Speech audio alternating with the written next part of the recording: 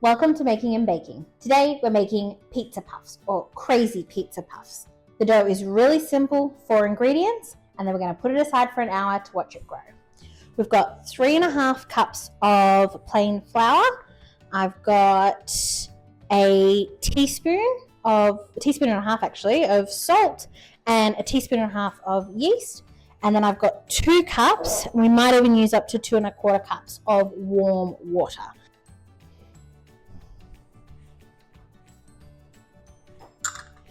Just to make sure it's sort of evenly mixed in, I'm going to stir it first and then I will pour in the warm water. I've tested the water. It's warmer than my hand. It's quite chilly here today, hence the beanie. This is at about 30-35 degrees Celsius.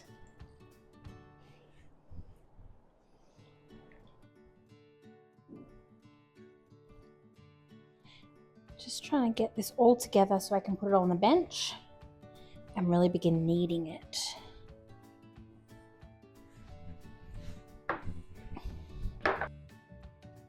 Okay.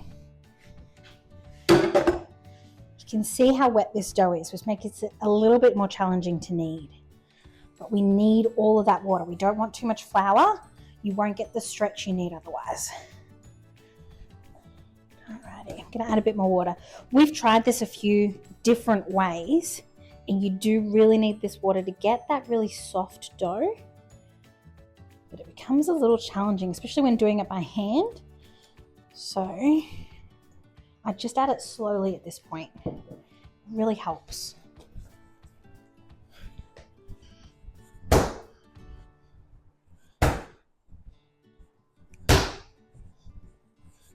So our dough has really come together, and when we pull it apart, it gets really see-through like a window pane. You can see the light coming through. It means it's actually kneaded together and it's ready. Got an oiled bowl here.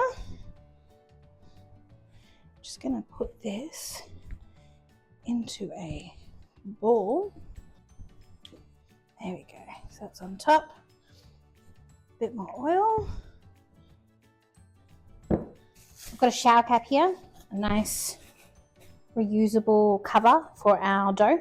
This is going to go in a warm spot. Now I've actually got a dough proofing mini oven drawer thing here. Bought this on Amazon for $20-$30 because a warm place is supposed to be between 23 and 26 degrees Celsius. Now I don't have that in my house, and it's made a huge difference for us having this drawer because I'm actually able to proof the dough properly, and you'll see the difference when we come back in an hour. 1 hour later. It's been just over an hour and our dough has risen really nice. But before I push that down and measure it out into our muffin trays, I want to grease our muffin trays with garlic butter. This is one of the best things about this recipe. It's beautiful.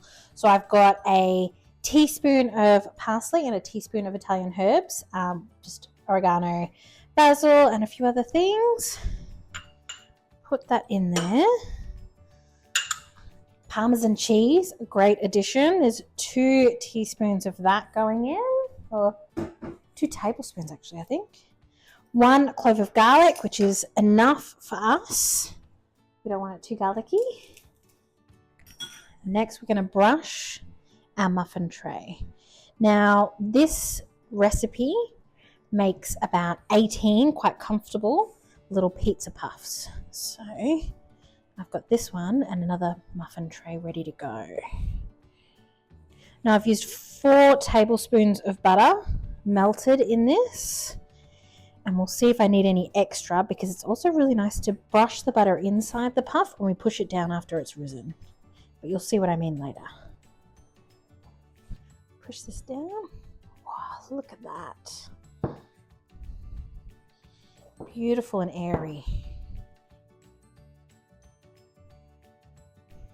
So I've found that 50 grams per dough ball is absolutely perfect for this. So I'm going to measure them out. But essentially make them into however many you're making evenly. So if you're making 12 of these, make 12 even balls. 70 grams is a little high. You do get a bit too much dough, in my opinion. Wonderful. And what we're going to do is make sure that's a nice formed ball into our buttered tray. We'll repeat the process until the dough is all gone. Our dough balls are all in the tray. As I said, 18. These are 50 grams each, and they're going to puff up over the next 30 minutes once we put them back in our proofing drawer. So I've covered them so they don't dry out and put them straight back in here.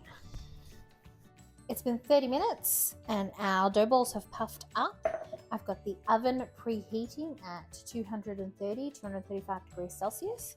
And now this is where the iconic look comes from. Just your fingers and a bit of flour. I found this is the easiest way. And push right in the center to get dough up and over the edges. Really push it down into the corners of the muffin tin.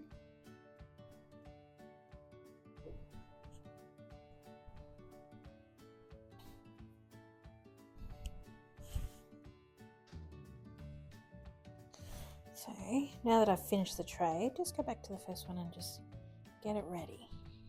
There we go. I found the best thing is to add a bit of garlic butter to the inside of each. Taste is beautiful, and as you can hear, the dog wants some. So I have found adding a bit of mozzarella into the base is a great way to start. Then I'll give a good spoonful of passata, and then whatever topping you want. Now this one is going to be pepperoni. So I'm doing 6 pieces of pepperoni and then more cheese on top, mozzarella and a bit of parmesan. What's great is that you can make as many different toppings as you want. This one I'm going to do ham, and I'm going to be cheeky and put some pineapple. Diced up nice and small. It's going to taste beautiful. Too bad if you don't like pineapple on your pizza. And then more cheese. And this one I'm going to do a little bit of egg. You have to be careful adding egg because it will puff up a lot in the oven. So that, a little bit of ham. And then top it with cheese. And I'm going to do the whole tray and the other 6 in the other tray, and then chuck them in the oven. All done. They go in the oven at 230 for 12 to 15 minutes. One eternity later.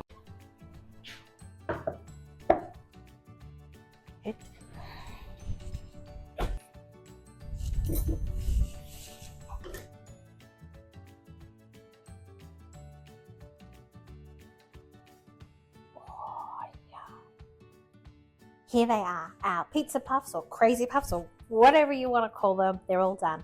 They were in the oven for just over 15 minutes, and I've let them sit for 10 minutes just to cool down enough so I'm not going to burn my mouth as we taste them. I've got a pepperoni one here. You can see the dough is really spongy. It's beautiful.